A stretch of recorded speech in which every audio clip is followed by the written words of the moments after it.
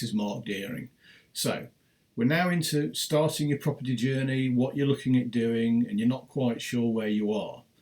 I want you to consider three things here. So the first one, are you cash rich and time poor? Okay. So if you're cash rich and time poor, you're probably going to want help. And that means getting involved with other people. Whether that be developing out with people, so working with a developer, whether it be doing something like a house of multiple occupancy or building a portfolio, somewhere where you need help and support, then that's great, and you can build your properties, you can do your journey in property by having the use of someone else. So that's really joint venturing. It's that kind of thing, but you really want to be able to do your due diligence, A, on the people, and B, on any deals that come to you, so that you understand and you're happy with the result. So that's if you're cash rich and time poor.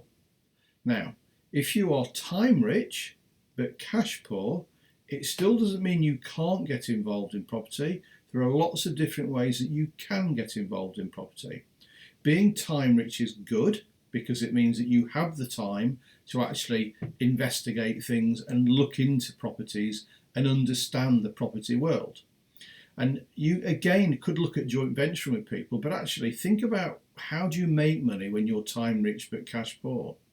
Well, you could get involved in things like rent to rents. That's where you actually take over somebody else's house and you rent that out.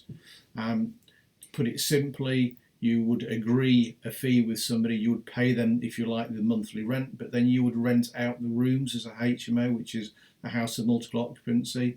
There are lots of other things you can look at doing. You could look at assisted sales, where you help somebody who's struggling to sell their property, and you can agree a price with them, but then you could sell it on to somebody else, and you could basically be the jam in the sandwich and take the money in between. So if you're time rich but cash poor, as you can see, there are loads of ways that you can make money. You could become a professional sourcer, anything like that, and there's lots of information you can get on this. Or you might be cash rich and time rich.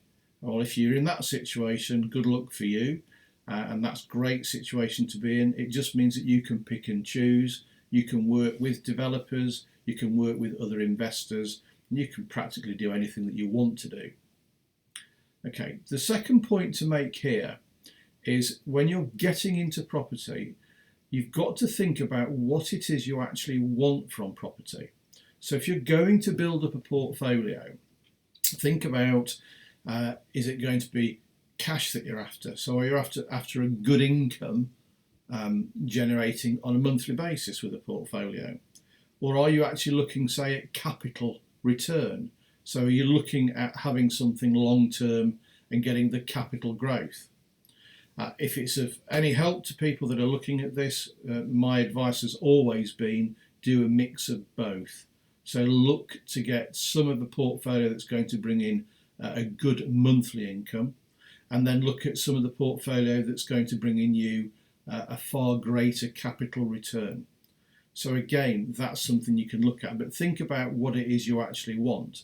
And then you really want to focus on probably doing the one thing at one time. So if you're building up a portfolio to give yourself that cash monthly cash input, then focus on doing that initially. And when you've reached the sort of outcome that you want, then move on to, say, looking at building your portfolio with a larger capital return. So again, think about that. And if you want to know what a capital return is, if you're not sure what I mean by that, it's effectively, you're buying a house, you're holding on to it, and in the long term, it goes up in value. You can either then remortgage and take a lump sum out of that, which is tax-free, or you can just leave it as it is, and when you ultimately come to selling it, you're going to make quite a big capital return on it. And that's basically all that is. And if you're looking at your monthly outcomes, of course, that's just your rental incomes, and there are lots of different ways of doing that as well. So I hope that's helped you a little bit, because I think it's just important to understand when you're starting your property journey, where do you want to go, and look ahead of things.